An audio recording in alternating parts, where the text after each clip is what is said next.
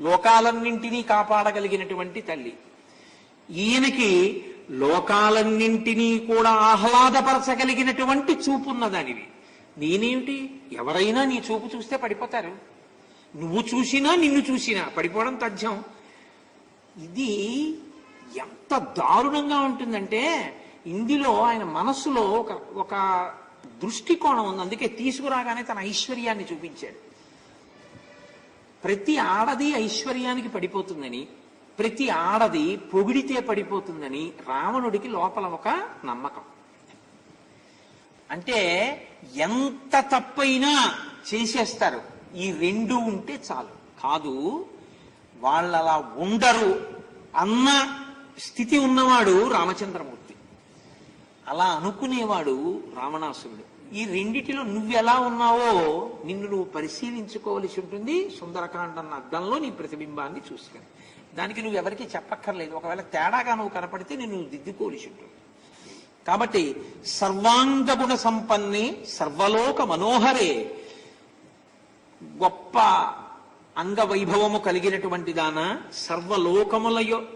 సర్వలోకముల యొక్క మనస్సును హరించగలిగినటువంటి దాన, నేను నీ యందు కామమును పొందాను. అంటే అలా కామం పొందకుండా ఎవడుంటాడు? అది ఆయన ఉద్దేశ్యం అనమాట. ఆయన మాటలు అంటే తప్పు తాను చేశాననడు, దబాయించి మాట్లాడతాడు. ఇది రావణ ప్రవృత్తి. తప్పుని నిజమే, నేను అలా చేయకుండా ఉండవలసింది, నన్ను క్షమించండి అన్నారనుకోండి మీరు రాముడు. ఎంతసేపటికి దబాయించే ప్రయత్నం చేసి ఇంకేమీ కుదరలేదనుకోండి, నా వ్యాఖ్యలు వక్రీకరింపబడ్డాయి అన్నారనుకోండి మీరు రావణుడు. ఇంతే తప్ప నిజమే, నేను అలా అనకుండా ఉండవలసింది, నేను క్షమార్పణ చెప్తున్నాను అన్నారనుకోండి మీరు రామచంద్రమూర్తి అని గుర్తు, హృదయ సంస్కారం ఉందని గుర్తు. అలా ఒక్కనాటికి ఒంటికి ఇన్నేళ్ళు వచ్చినా అండం. అది ఏమి సంస్కారం? అలా వద్దు, అలా ఉండకండి చెప్తోంది సుందరకాండ. తెలియకపోవడం తప్పు కాదు, తప్పు చేయడం తప్పు కాదు. తప్పు చేస్తే తప్పని మీ మనసుకు అనిపించగానే క్షమార్పణ అంతే. అది సంస్కారం తప్ప దబాయించే ప్రయత్నం చెయ్యొద్దు. అలా ప్రయత్నం చేస్తే జ్ఞాన కలునిలోని శారదయువోలే, అది మంచి పద్ధతి కాదు. కాబట్టి నేహకే చిన్మనుష్యావా రాక్షసాహ కామరూపిణ వ్యస సర్పతు తే సీతే భయం మత్త సముత్థితం. ఆయన అంటాడు, దేనికి అలా భయపడుతున్నావు? అలా భయపడుతూ కూర్చుని అలా ఒదిగిపోయి జాగ్రత్తగా మోకాళ్ళు గొంతు కూర్చుని మోకాళ్లతోటి చేతులతోటి కనపడకుండా ఏదో గొవ్వ పెట్టలా అలా ముడుచుకుపోయి భయపడతావు ఎందుకు? ఇక్కడ ఎవరు మనుష్యులు లేరు, రాక్షసులు లేరు, మరి ఎదురుగుండా ఉన్నవాళ్ళు నా కింకర్లు, మన ఇద్దరం ఇక్కడ ఏం మాట్లాడుకున్నా ఎవరికి తెలియదు. అంటే ఆయన ఉద్దేశ్యం ఏమిటంటే ఆవిడ కూడా ఏదో విరాట పర్వంలో సైరంధ్రి రూపంలో ఉన్న ద్రౌపది మాట్లాడినట్లు ఏదో మాట్లాడదాం అనుకుంటోంది, కానీ వీళ్ళందరూ ఉన్నారు మాట్లాడితే నేను ఇలా మాట్లాడని రేపు పొద్దున్న అందరికీ తెలిసిపోతే, అంటే ఎవరికి తెలియకుండా తప్పు చేయడానికి ఇష్టపడుతోందేమో. అంటే వాడి ఊహల దరిద్రానికి అంతులేదు అసలు. అవతల వాళ్ళు ఏ భ్రష్టత్వానికైనా సిద్ధమని తాను భ్రష్టత్వం పొందుతుంటాడు తప్ప అసలు ఆయనైతే పైన ఉష్ణార్థితాం సానుసృతాస్ర కంఠీం పురావరార్హోత్తమ నిష్క కంఠీం అంటారు ఆయన. వీడికి ఇలా కనబడుతుంది, వీడికి నీ మనసు నిన్ను పాడి చేసేస్తుంది. అలా ఆలోచించకో, చాలా తప్పు. ఉన్నతంగా ఆలోచించడం నేర్చుకో. ఇది సుందరకాండ తీర్పు. కాబట్టి ఎంత చమత్కారంగా మాట్లాడుతూ వీళ్ళందరూ ఉన్నారని భయపడుతున్నావా? ఏం భయం లేదు, నువ్వేం బెంగ పెట్టుకోక్కర్లేదు. మన ఇద్దరం ఏం మాట్లాడుకున్నా ఏ తప్పు చేసినా ఎవరికీ తెలియదు. స్వధర్మో రక్షసాంభీరు సర్వధైవ నసంచయ గమనం వా పరస్త్రీణాం హరణం సంప్రమధ్య. వాడు ఒక విషయాన్ని తెలుసుకున్నాడు ఆవిడ దగ్గర. ఏంటంటే ఆవిడికి ధర్మం అంటే ఇష్టం అని తెలుసుకున్నాడు. ఏమంటే నేను పతివ్రతని, నా పతివ్రతా ధర్మం, నా పతివ్రతా ధర్మం అంటోంది కదా, రాముడు ధర్మాత్ముడు అంటోంది కదా, కాబట్టి నేను ధర్మాత్ముడిని అంటే పోటీకి రావడం తేలిక. కాబట్టి ఇప్పుడు ఒక కొత్త భూకరింపు ఒకటి తీసుకొచ్చాడు, కొత్త దబాయింపు ఒకటి తీసుకొచ్చాడు. ఏమన్నా తెలుసా? స్వధర్మో రక్షసాంభీరు. అలా ధర్మాల్లో నిలబడిన వాడిని చూసి భయపడచ్చా? రాముణ్ణి చూసి ఎంత సంతోషపడుతున్నావు?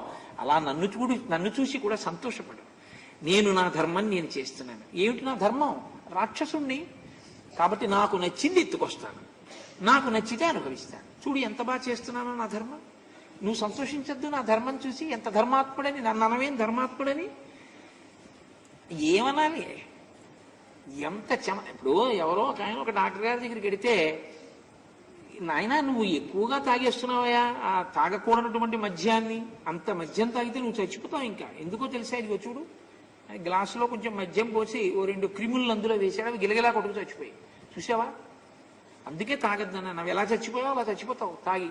ఆయన అన్నాడు, అందుకే తాగుతున్నాను కడుపులో క్రిములు చచ్చిపోవడానికి అన్నాడు. ఇంకెవడేం చేస్తాడా?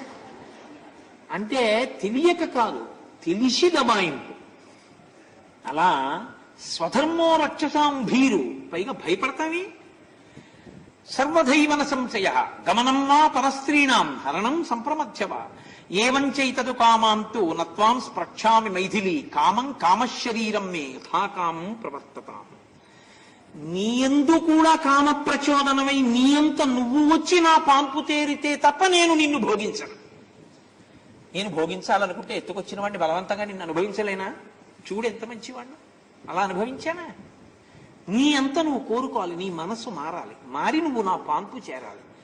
అసలు ఈ రహస్యాన్ని వీడికన్నా గొప్పవాడు ఉన్నాడు. యుద్ధకాండలో అడిగాడు, అసలు నువ్వు ఇన్నాళ్ళు ఎందుకురా బతిమాలో కుక్కుట న్యాయంతో అనుభవించకపోయావా అన్నాడంటే, కోడి పుంజు కోడి పెట్టను అనుభవించినట్టు. వాడన్నాడు, నీ అంత తెలివితేట లేనివాడిని ఏం గాని ఈ ప్రభుత్వంలో ఇన్నాళ్ళు నడిపిస్తున్నవాడిని, నాకు బ్రహ్మగారి శాపం ఉంది, అలా ఎవరినైనా ఇంకో స్త్రీని కానీ నేను అనుభవిస్తే, ఒకప్పుడు ఒక అప్సరస వంటి ఇలాగే పడితే ఆవిడ వెళ్ళి బ్రహ్మసభలో చెప్పింది నీ వంశంలో పుట్టినవాడు ఇలాంటి పనులు చేస్తున్నాడని, ఇంకొకసారి ఇంకొక స్త్రీని వీడు బలవంతంగా అనుభవిస్తే వీడి తలలు పగిలిపోతాయన్నాడు ఆయన. అందుకనే ఆవిడ మనసు మార్చే ప్రయత్నం చేస్తున్నాను రా అని చెప్పాడు. అది అసలు రహస్యం. అది దాచి అంటాడు, నీ మనసు మారి నువ్వు పాంపు చేరాలి తప్ప నేను నిన్ను బలాత్కరించానా చెప్పు? ఎంత మంచివాణ్ణో చూడు. ఏకవేణీ ధరాశయ్య ధ్యానం మలినవంబరం అస్థానే ఉపవాసశ్చ నైతా న్యౌపయికానితే. ఏకవేణీ ధరాశయ్యాం, ఏమిటో ఒంటి జడ వేసుకుంటావు, ఈ భూమి మీద పడుకుంటావు, అలా ఉంటేనే, అంత ఉపవసిస్తేనే, అంత కృషించిపోతేనే అంత ఇబ్బంది పెడుతున్నాడే. ఇక ఆవిడ జడ కబరీ బంధం వేసుకుని పువ్వులు తురుముకుంటే వీడి యొక్క కామానికి హద్దుంటుందా? ఏకవేణి, ఎందుకు ఆ ఒంటి జడ వేసుకుంటావు అంటే, ఆవిడ బాహ్యమునందు దృష్టి లేక ఆంతరమునందు రామోపాసన యందు మాత్రమే దృష్టితో ఉంది. దానివల్ల బాహ్యాన్ని ఆవిడ విస్మరించింది, మర్చిపోయింది. అది కదండి తపస్సు అంటే. కాబట్టి ఆవిడ తపస్సులో ఉందని గుర్తించలేని వాడు కాదు, తాను తపస్సు చేశాడు. తపస్సు చేస్తే తన ఒంటి మీద పుట్టలు పెట్టలేదు ఏంటి? అప్పుడు బ్రహ్మగారు చదివేంటో శుభ్రంగా దూకోవద్దా తలకాయ అన్నారా? మరి ఆవిడ్ని ఎందుకంటాడా అంటే, తెలిసి అయ్యో అలా ఉండకూడదు తప్పు అని ఎలాగో అలా ఆవిడ్ని తన మార్గంలోకి తెచ్చుకునే ప్రయత్నంలో మాట్లాడుతుంటాడు. ఇది ప్రమాదకరమైనటువంటి వాగ్ధోరణి. ఎవ్వరూ అవతల వారి గురించి అంత నీచంగా ఆలోచించి మాట్లాడకూడదు. ఇది దేనికి ప్రతిబింబం అవుతుందో తెలుసా అండి? మీరు ఎదుటి వాళ్ళ గురించి ఏం ఆలోచిస్తున్నారన్న దానికి మీ మాట దానికి ఒక రుజువుగా నిలబడుతుంది. ఇప్పుడు ఆయన చూస్తున్నారు దీన్ని. ఇప్పుడు ఇలా మాట్లాడినందుకు ఇంకా ఇవి చెప్పలా రామచంద్రమూర్తితో. చెబితే ఉత్తర క్షణంలో అసలు ఎలా తరిగెద్దుడు ఆయన. ఊరుకున్నారు. నేను ఆవిడికి ఉపశాంతి కల్పించానని చెప్పి ఊరుకున్నారు. నిజంగా ఇవన్నీ ఎరిగినవారు కాబట్టే, చూసినవారు కాబట్టే, నేనెంత కష్టంలో ఉన్నానో చూసావా? 2 నెలలు వాడు గడివిచ్చాడు, 1 నెలే భరిస్తాను ఇంక ఈ బాధ అంటే, అమ్మ 1 నెల కాదు 1 క్షణంలో తెచ్చేస్తా రామచంద్రమూర్తిని, నన్ను నమ్మమ్మా, ఇప్పుడే వెళ్ళిపోతున్నానన్నారు ఆయన. ఇది తొందరగా వాడి మరణం సిద్ధం అవ్వడానికి వాడి మాట వాడికి పనికొచ్చింది అని. విచిత్రాని చ మాల్యాని చందనాన్య గరువుని చ వివిధాని చ వాసాంసి దివ్యాన్యాభరణాని చ. ఇంట్లోనేమో చక్కగా అంతఃపురంలో అగరు ఉంది, చందనం ఉంది, చక్కటి అనులేపనములున్నాయి. అవన్నీ నువ్వు శరీరమునకు అలదుకుని మంచి మంచి బట్టలు కట్టుకుని సుఖంగా సంతోషంగా ఎందుకుండవు? ఇదంతే చారు సంజాతం యవ్వనం వ్యతివర్తతే యతతీతం పునర్నైతి శ్రోత శీఘ్రమపామివా. ఈ యవ్వనం నీలో ఉంది కాబట్టి నీ మీద నేను ఆకర్షణ పొందాను. యవ్వనం స్థిరంగా ఉండిపోతుంది అనుకుంటున్నావా? కాలంలో వెళ్ళిపోతుంది. నది ముందుకు వెళ్ళిపోతే వెనక్కి వస్తుందా? కాలంలో యవ్వనం వెళ్ళిపోతే మళ్ళీ వస్తుందా? అప్పుడు అటు రాముడు నిన్ను స్వీకరించాడు, ఇటు నేను ఆశపడేది లేదు. కాబట్టి నువ్వు ఎటు కాకుండా పాడైపోతావు. కాబట్టి నువ్వు తొందరగా నా పాంపు చేరు. ఎంత మభ్యపెట్టే ప్రయత్నం చేస్తాడో చూడండి. లోకేభ్యో యాని రత్నాని సంప్రమజ్యాహృతాని వై తాని మే భీరు సర్వాణి రాజ్యం చైతదహంచతే. నేను లోకంలో ఉండేటటువంటి సుప్రసిద్ధమైన వస్తువులు ఏవే ఉన్నాయో అవన్నీ పట్టుకొచ్చి అంతఃపురంలో వచ్చాను. నువ్వు నన్ను స్వీకరిస్తే నువ్వు వాటిని స్వీకరించవచ్చు. ఒక లేకి లంచగొండి మనస్తత్వం ఉన్నవాడు. విజిత్య పృథివీం సర్వాం నానానగరమాలినీం జనకాయ ప్రదాస్యామి తవ హేతోర్ విలాసిని. అసలు ఆ పిలుపులే అంత మదన వికారంతో ఉంటాయి. ఓ విలాసిని ఎవరికి ఇస్తాట? లోకాలన్నీ గెలిచి నేను తెచ్చిన ఐశ్వర్యం నీ తండ్రి జనక మహారాజు గారికి ఇస్తానన్నాడు. ఇంతకన్నా అన్యాయమైన మాట ఇంకోటి లేదు. ఆయన విదేహ వంశానికి చెందినవాడు, మహాజ్ఞాని. తన మిథిల కాలిపోతుంటేనే తను పట్టించుకోనివాడు. అంతటి మహాజ్ఞానికిట వీడు అన్యాయంగా ఆర్జించినవన్నీ తీసుకొచ్చి జనక మహారాజు గారికి ఇస్తాట. అంటే పుట్టింటి వైపు వాళ్ళకి ఇవన్నీ ఇస్తానంటే ఆ ఆడపిల్ల సంతోషించి లొంగిపోతుందని. అంటే ఆవిడ లొంగిపోదు అన్నది పరమసత్యం. ఆవిడ కాదు, ఈ దేశంలో మన సనాతన ధర్మంలో ఉన్న ఏ స్త్రీ అయినా సీతమ్మే.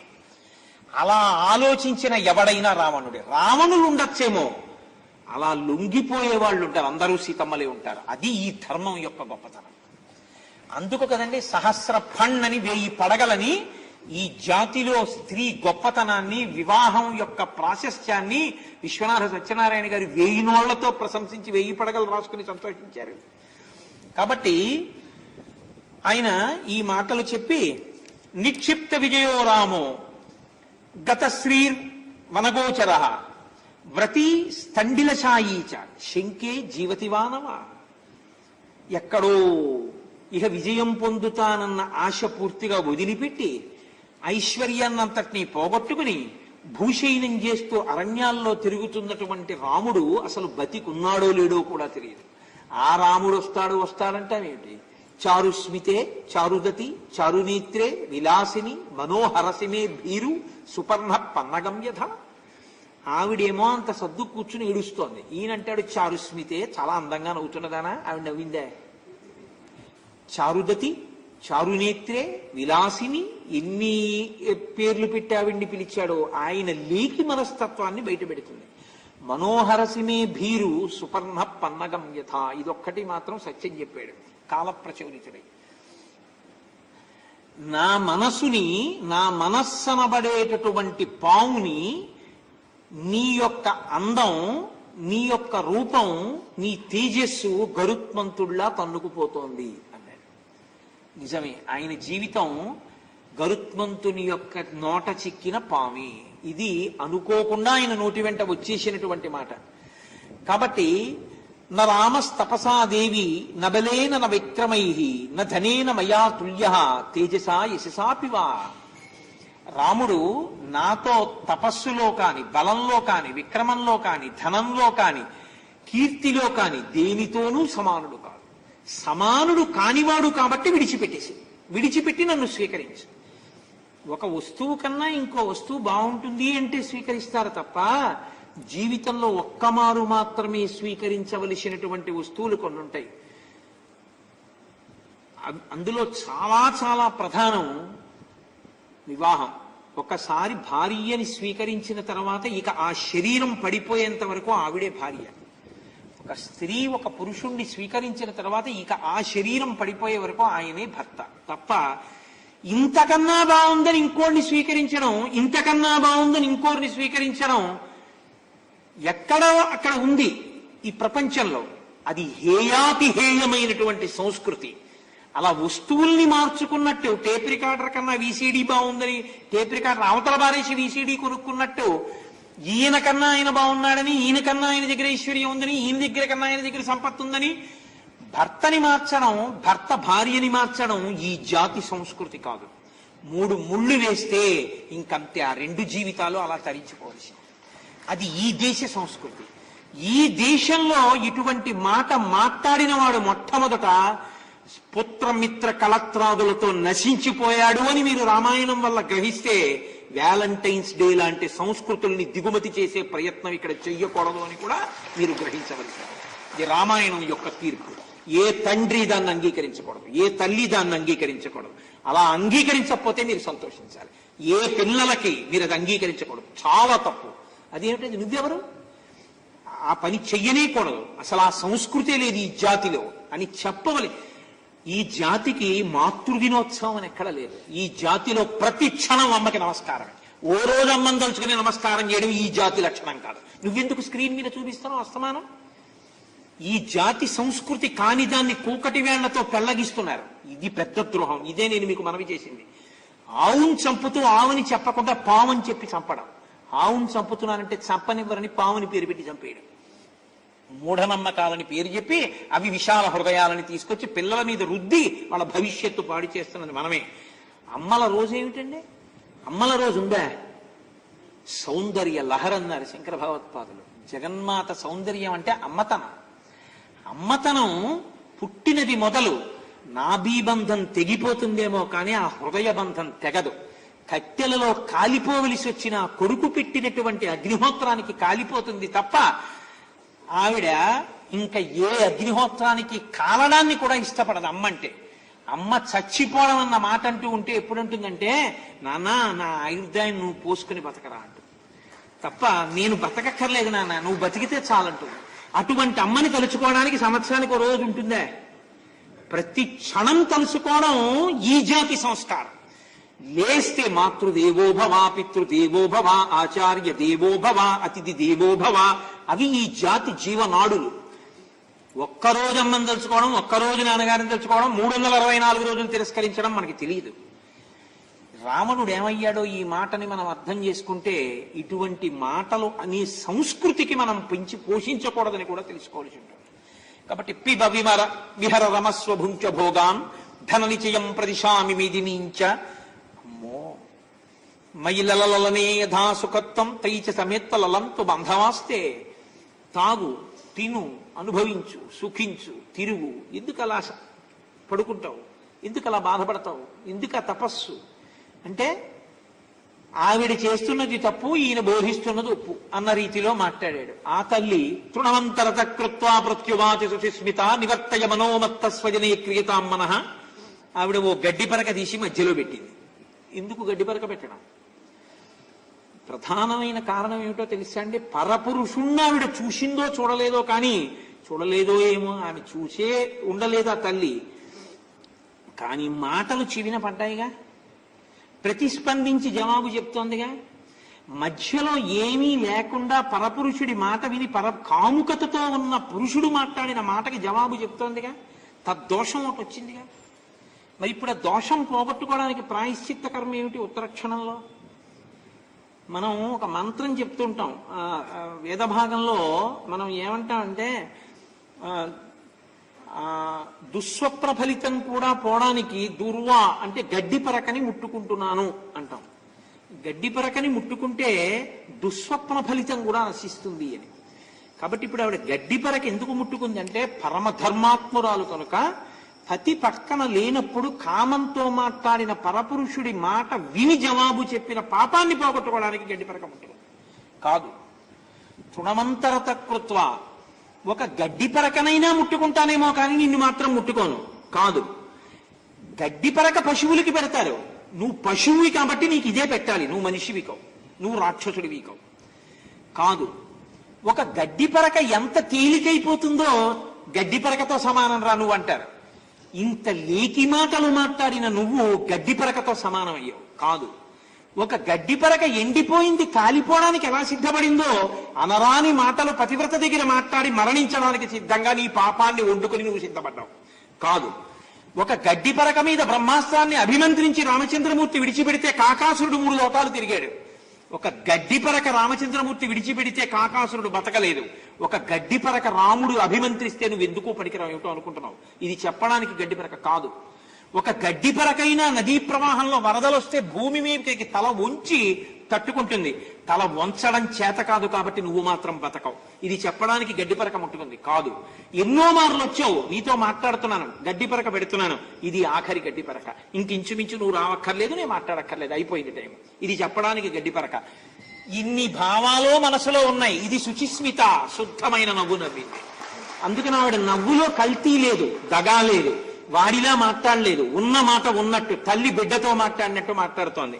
తృణమంతరత కృత్వా ప్రత్యువాచ శుచిస్మిత నివర్తయ మనోమత్త, నీ మనసు తిప్పు అంది.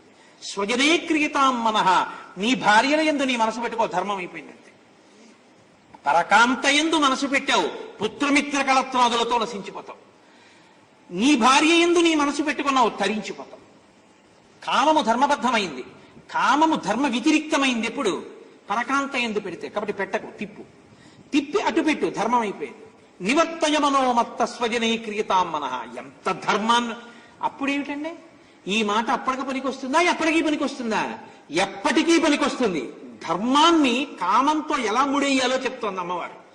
కాబట్టి ఆ తల్లి అంది, నమాం ప్రార్థయితుం యుక్తం సుసిద్ధిమివ పాపకృత అకార్యం న మయా కార్యం ఏకపత్న్యా విగర్హితం కులం సంప్రాప్తయా పుణ్యం కులే మహతి జాతయా ఏమముత్వాతు వైదేహి రావణం తం యశస్విని. నేను ఒక ఉన్నతమైన కులంలో పుట్టాను, ఒక ఉన్నతమైనటువంటి కులాన్ని మెట్టాను.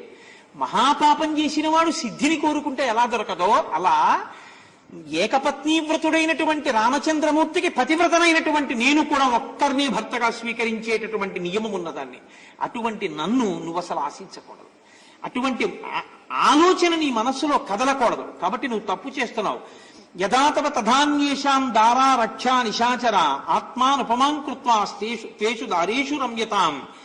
నీ భార్యని వేరొకడు అపహరించి కామంతో చూస్తే నీ మనసు ఎలా బాధపడుతుందో, ఇతరుల భార్యల్ని నువ్వు అపహరించి తెచ్చి కామంతో చూసినప్పుడు వాళ్ళ మనసు కూడా అలా బాధపడుతుందని నువ్వు ఊహించగలిగితే నువ్వు ఈ దారుణ కృత్యాన్ని చేసి ఉండేవాడివి కావు.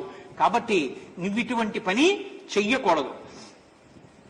అతుష్టం స్వేషు దారేషు చపలం చలితేంద్రియం నయంతి నికృతి ప్రజ్ఞం పరదారాహ పరాభవం. చలితమైన అంటే అస్తమానం కదిలిపోయేటటువంటి మనసు, కదిలిపోయేటటువంటి ఇంద్రియములు ఉన్నటువంటి వాడు పరకాంతల చేత పరాభవింపబడిన నాడు అందరూ వాణ్ణి చూసి నవ్వుతారు తప్ప ఎవ్వరూ అయ్యో పాపం కష్టాన్ని పొందాడని వాడు ఉండడు. వాడు ఆఖరికి పొందేది పరాభవమే. కాబట్టి పరకాంతల జోలికి వెళ్లకు. ఇహ సంతో నవాసంతి సతోవానాను వర్తసే తదాహి విపరీతాతే బుద్ధిరాచార వర్జిత. ఇక్కడ అసలు మంచి చెప్పేవాళ్ళు లేరా? చెప్తే నువ్వు వినవా? విన్నది ఆచరించవా? ఎక్కడుంది దోషం? ఎంత పెద్ద మాట అండి ఇది. అప్పటికేమిటి అప్పటికి అసలు మంచి చెప్పేవాళ్ళు లేరా? చెప్తే వినవా? వింటే అనుష్ఠించవా? ఎక్కడుంది దోషం నీ దగ్గర అడిగింది ఆవిడ. అది ఆయన కాదు, ఎవరైనా తనకి తాను పరిశీలన చేసుకోవలసినటువంటి విషయం. అకృతాత్మానమాసాద్య రాజాన మనయేరతం సమృద్ధాని వినశ్యంతి రాష్ట్రాన్ని నగరాని చ. ఇటువంటి అధర్మంలో ప్రవర్తించేటటువంటి ప్రభువు తానొక్కడే పాడైపోడు. ఆయన రాజ్యము పుత్రమిత్ర కళత్రాదులతో నశిస్తాడు. కాబట్టి నీ వలన నీ లంకాపట్టణం అంతా కూడా నశించిపోయేటటువంటి రోజు దగ్గరికి వచ్చేసింది. శక్యాలో భయితున్నాహం ఐశ్వర్యేణ ధనేనవా అనన్యే రాఘవేణాహం భాస్కరేణ ప్రభాయధ. సూర్యుడొద్దు, సూర్యుడి కాంతి కావాలంటే వస్తుందా? అలా రాముడొద్దు, సీత కావాలంటే వస్తుంది అనుకుంటున్నావా? అలా వచ్చేది కాదు. నేను రాముడు ఇద్దరం ఒక్కటే. ఆయనకి ఎలా కనపడింది? అస్యాదేవ్యా మనస్తస్మిన్ తస్య చాస్యాం ప్రతిష్ఠితం తేనేయం చితి ధర్మాత్మా ముహూర్తం అపి జీవతి. అస్యాదేవ్యా యథారూపం అంగ ప్రత్యంగ సౌష్ఠమం రామస్య యథారూపం తం చేయవసితే క్షణ. నిన్న హనుమకి సీతమ్మలో రాముడు కనబడ్డాడు. ఈయనకి రాముడి నుంచి సీతమ్మని వేరు చేయొచ్చు అనుకుంటున్నాడు. అలా వేరు చేయడం కుదరదు. సూర్యుడి నుంచి సూర్యకాంతిని వేరు చేయగలవా? చెయ్యలేవు. నేను ఆయన విడివడం. శివశక్త్యాయుక్తో యది భవతి శక్త ప్రభవితం. శివుడు శివశక్తి ఎలా వేరు కావో, నేను నా ఉపన్యాస శక్తి ఎలా వేరు కాదో, అలా రాముడు సీత వేరు కారు. పిచ్చివాడా, వేరు చేశానని నువ్వు అనుకుంటున్నావు. దానివల్ల పాడైపోతానని తెలుసుకో. కాబట్టి నువ్వు చెయ్యవలసింది ఏమిటో కూడా చెప్తున్నాను. మిత్రమౌపయికం కర్తుం రామస్థానం పరీప్సత వధం చానిచ్చతా ఘోరం తయాసౌ పురుషర్షభ. నువ్వు ఘోరమైనటువంటి చావు చచ్చిపోకూడదు అని అనుకుంటే రాముణ్ణి మిత్రుడిగా భావించి నన్ను తీసుకెళ్లి అప్పచెప్పేసేయి. ఇది చాలా పెద్ద మాట అండోయ్ రామాయణంలో. చాలా చాలా పెద్ద మాట సుందరకాండలో. వధం చానిచ్చితా ఘోరం. నువ్వు ఘోరమైన చావు చచ్చిపోకూడదు అనుకుంటే అంది తల్లి. ఎందుకో తెలుసా? అన్నిటికన్నా పెద్ద కష్టం ఏమిటో తెలుసా అండి? చచ్చిపోవడమే. అందుకే పూజ చేస్తే మనం అడిగేది రెండే: అనాయాసేన మరణం వినా దైన్యేన జీవితం. దైన్యం లేకుండా ఒకటి దగ్గర చేయి చాపకుండా బతకగలిగితే చాలు. చచ్చిపోయేటప్పుడు అబ్బా ఎప్పుడు పోతాడు అనకుండా పోతే చాలు. తప్ప శరీరంలోంచి జీవుణ్ణి ఈశ్వరుడు విడిపించలేదు అనుకోండి, అది అలా పడుంది అనుకోండి, అంతవరకు ఎందుకండి? ఒక్క మాట చెప్పేస్తాను, మీరు పట్టుకుంటారు. నేను పెద్ద అరగంట సేపు దాని గురించి చెప్పక్కర్లా. తన మలమూత్రములు తాను విసర్జించలేకపోతే అయిపోయిందంతే. భార్య కూడా ఎన్నాళ్ళు చేస్తుందండి? 3 నెలలు చేస్తుంది, 4 నెలలు చేస్తుంది. ఆ తర్వాత ఏం చేస్తుందో తెలుసా? అమంగళం పలకలేక పాపం ఆయన చాలా బాధపడిపోతున్నారు, అలా ఉండే కన్నా అంటుంది. ఏమైనట్టు? అందుకని ఊరే బతకడం కాదురా, ఒంట్లో ఓపిక ఉంటే శుక్రవారం నాడు కొట్టు ముందు దిగదిడిచి రోడ్డు మీద కొట్టేసిన కొబ్బరి చెక్కలు గోక్కు తినేసిన, మున్సిపల్ పంపు దగ్గర నీళ్లు తాగేసినా బతికేస్తావు. చచ్చిపోవడం నీ చేతిలో లేదు. ఈశ్వరుడు విడిపించక మనసాన పడేస్తే అప్పుడు తెలుస్తుంది చేసిన పాపం అనుభవంలోకి వచ్చి. ఆ స్థితి తెచ్చుకోకురా, ఘోరంగా చచ్చిపోతావురా అంది ఆవిడ. పోయాడా లేదా? కొడుకులు పోయారు, తమ్ముళ్ళు పోయారు, సైన్యం పోయింది, తను పోయాడు, భార్య వచ్చింది. నీ ఇంద్రియాలకి నువ్వు చచ్చిపోయావురా, సీతమ్మలో నాకన్నా నీకేం కనపడిందిరా అని అడిగింది. చచ్చి ఏం సాధించాడు? ఈ మాట ఆవిడ బతికున్నప్పుడు చెప్పింది. వినుంటే, తెలియకపోవడం తప్పు కాదు, వినకపోవడం పెద్ద తప్పు మనుష్య జన్మలో. కాబట్టి మతం చానిచ్చటాఘోరం తయాసౌ పురుషర్షభ విదితస్య హి ధర్మజ్ఞ శరణాగత వత్సల తేన మైత్రీ భవతుతే ఇది జీవితమిచ్చసి. నువ్వు ధర్మజ్ఞుడు, శరణాగత వత్సలుడైనటువంటి రామచంద్రమూర్తి దగ్గరికి తీసుకెళ్లి నన్ను అప్పచెప్పావా, ఆయన ఎంతో సంతోషిస్తాడు, నిన్నేం చేయడు, కాబట్టి నా మాట విను అని. నువ్వు చాలా పరాక్రమం ఉన్నవాడివంటావు, రాముడి చేతకాని వాడివంటావు. ఇన్ని తెలుసున్నవాడివి రాముడు ఆశ్రమంలో లేనప్పుడు లక్ష్మణుడి నా నుంచి దూరం చెయ్యడం కోసం మాయామృగాన్ని పంపి ఎందుకు ఎత్తుకొచ్చావు? నీ దగ్గర జవాబు లేదు అంటే నువ్వు రాముడి ముందు నిలబడలేవని నీకు కూడా తెలుసు. నహిగంధముపాఘ్రాయ రామలక్ష్మణయోస్త్వయా శక్యం సందర్శనే స్థాతుం శునా శార్దూలయోరివా. పెద్ద పులి వాసన తగిలినంత మాత్రం చేత పారిపోయేటటువంటి నక్కల రామలక్ష్మణులు ఉంటే నన్ను తేలేక మాయామృగాన్ని పంపి వాళ్ళని దూరం చేసి నన్ను తీసుకొచ్చావు. ఈ పాటి చేతకాని వాడివి రాముడి చేతకాని వాడని నువ్వు మాట్లాడ్డావా నాతోటి? ఈ మాట అంటే రావణుడు అన్నాడు, మారడం ఆయన లక్షణం కాదు, కోపం శేషేన పూరయేత్. తాను మారకపోతే ఏం చేస్తాడంటే దబాయించనన్నా దబాయించాలి, కోపం అన్నా పడాలి. కాబట్టి మూర్ఖుడి లక్షణం అలా ఉంటుంది. యథా యథా శాంతయుత నశ్య స్త్రీణాం తథా తథా యథా యథా ప్రియం వక్త పరిభూతస్తథా తథా. కామంతో, ప్రేమతో, ప్రీతితో ఆడదాన్ని బతిమాలి ఎంత మాట్లాడితే ఆడది పురుషుణ్ణి అంతగా తేలిక చేసి మాట్లాడుతుంటుంది. ఇదో లక్షణం. కానీ ఏం చేయను, నాకు నీ ఎందున్న ప్రేమ అటువంటిది, ఇలా మాట్లాడినా నిన్నేం చేయను అన్నాడు. రావణాథమా అని పిలిచింది ఆవిడ. భీరు అండి ఆవిడ పిరికిదే. ఓరి రావణాథమా, సీతమ్మ తల్లి రామచంద్రమూర్తి యొక్క భార్య నీ చేత అపహరింపబడడానికి యోగ్యమైన వస్తువేం కాదు. నీవు తెలుసుకోలేనటువంటి రహస్యం ఒకటి ఉంది. ఇప్పుడు నువ్వు చేసిన ఈ పాపం నువ్వు ఎక్కడికి వెళ్ళినా పోదు. ఎందుకో తెలుసా? దీనికి ప్రాయశ్చిత్తం ఉన్నది ఒక్కటే, నన్ను తీసుకెళ్లి రాముడికి ఇవ్వడంటున్నావుగా, కాబట్టి ఈ పాపం పోదు. పాపం పోదన్న మాట ఎప్పుడు వస్తుంది? నేను నీ పాంపు చేరను, ఈ పాపం పోదు. పోదు కాబట్టి ఏం చేయాలి? అనుభవించాలా వద్దా? అనుభవించాలి. అనుభవించడం అనేటటువంటిది ఎలా వస్తుంది? నీకు మృత్యు రూపంలో వస్తుంది. కాబట్టి విధిస్తవ పదార్థాన్ని విహితో నత్ర సంశయ. నిన్ను చంపడానికే ఈశ్వరుడి నాటకం ఆడించి నన్ను తీసుకొచ్చేట్టు చేశాడు. ఇది తెలియక పిచ్చాడా ఇలా మాట్లాడుతున్నావు, చచ్చిపోతావు రా అన్నాడు. అయినా అర్థం కాలేదండి, అది విచిత్రం. అసందేశాత్తు రామస్య తపసశ్చానుపాలనాత్మత్వాం కుర్మి దశగ్రీవ భస్మ భస్మార్హతేజస. నేను నరకాంతగా, భార్యగా, పతివ్రతగా నాకు ధర్మం ఉంది. నన్ను నేను రక్షించుకోకూడదు, రాముడు వచ్చి రక్షిస్తాడని ఎదురు చూస్తున్నా. లేకపోతే నా పాతివ్రత్య శక్తితో భస్మ భస్మార్హి తేజస నిన్ను బూజి చేసేస్తాను రా, పెద్ద లెక్క అంది ఆవిడ. నాపహర్తుమహం శక్యా త్వయా రామస్య ధీమతః విధిస్తవ పదార్థాది విహితో నత్ర సంశయ. నన్ను అపహరించడం నీ చేతనైన పని కాదు. ఈశ్వరుడు ఆడిన నాటకంలో నేను తీసుకురాబడ్డాను. ఎందుకో తెలుసా? నువ్వు చచ్చిపోవడానికి ఇది మార్గంగా స్వీకరింపబడింది.